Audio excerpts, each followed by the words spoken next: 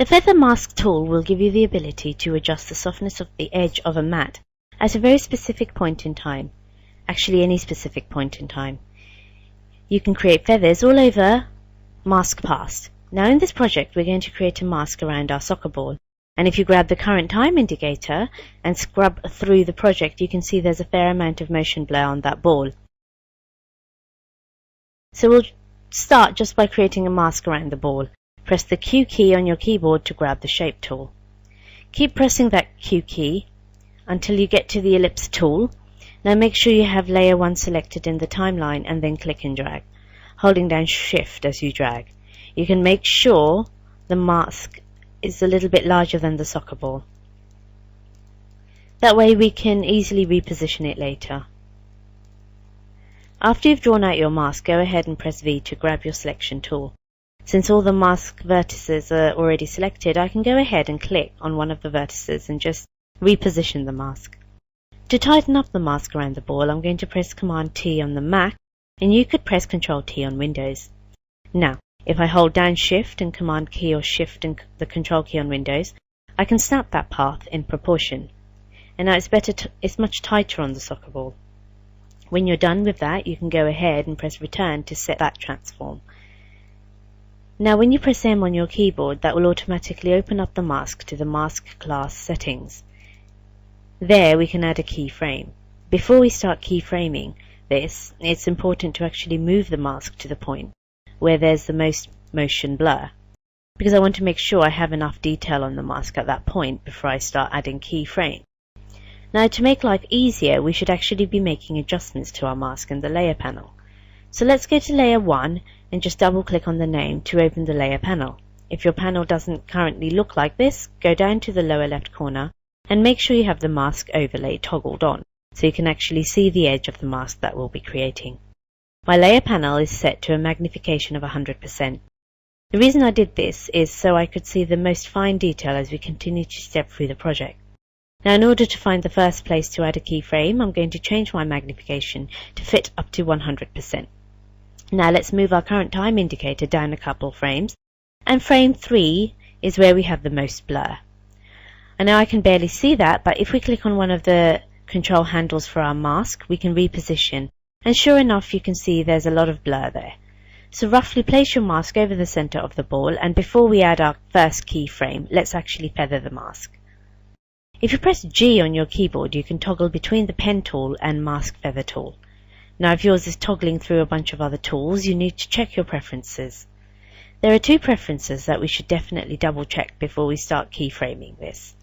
Let's go to After Effects and Preferences and go to the General section. In here we want to make sure the pen tool toggles between the pen and mask feather tools, and then we need to look at the option just above. Make sure Preserve Constant Vertex and Feather Point Count is selected. Now we can click OK. Now the constant vertex count basically means anytime you go to keyframe a mask, it's only going to keep the same amount of vertices that you had the first time you created that first keyframe. It's going to do the same thing with the feather mask point. That's why I want to make sure we go ahead and draw enough points to create the blur for a ball. Now to quickly create the blur that I think I'm looking for, I'm going to press Command T to transform my mask, and I'll rotate it so I can kind of line up each of these vertices on the corner, if you will, of the motion blur. Now I'll press Return and we can go and grab our feather tool by pressing G. Now there are a couple of different ways that feather tool works. If I click and drag straight out from the edge of the mask here, you can see I'm creating a feather all the way around the outside edge, and the feather will end on the inside of the mask. You can get very precise and click and drag inside the mask as well to control the fall off from the inside to your mask point, but we don't necessarily need to do that right now. Once you drag the handle out, you can rotate that handle any way you want around the mask. It will go ahead and slide accordingly. Now we can add more detail by adding more than one of these control points. Let's hover over the edge of our mask down here, and we can click and adjust transition from the really blurry part to this part that's not going to be so blurry. So we can repeat this function over here. I'll go ahead and click drag out, and then drag another one to be a little bit more tight in the scene. I'm just trying to soften that transition in the edge where it really gets kind of sharp over here. If you click off the mask and you see the points disappear, don't panic, you can just click and drag again.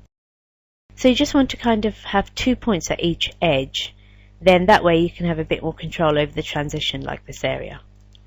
Now if you want to rotate points around the mask, you can select multiple points by clicking on one and holding shift and clicking on another.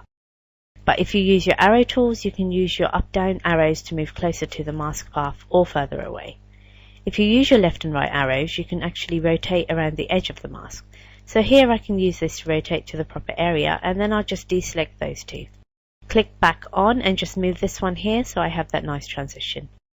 If for any reason you decide that you want to go ahead and create one big sweeping feather over a specific joint of your mask, you can hold down the shift key and notice I get these 2 plus symbols. That's going to go ahead and let me know that it's going to drag the edge of the mask out between the 2 masked vertices.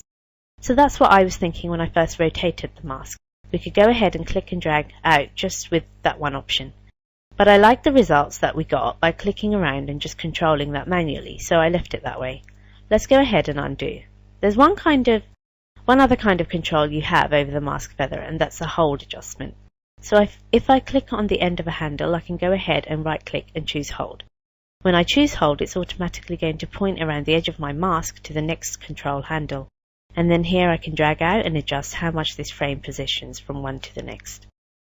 Now it does give me a nice hard edge there. So if I were trying to scale something like the edge of a wall, that would work extraordinarily well. I'm just going to undo to change those last changes.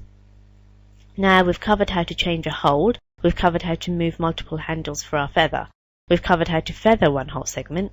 There's one more adjustment that we can do.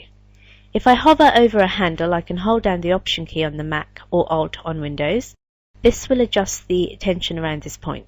So if you click and drag towards the mask, it will tighten up the tension, and away from the mask, it will loosen up the tension.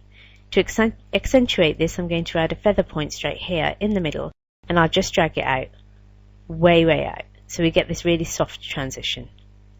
Now we can add Alt on Windows or Option on Mac and click and drag to the right, so soften the tension, and back to the left to tighten up the tension around that point.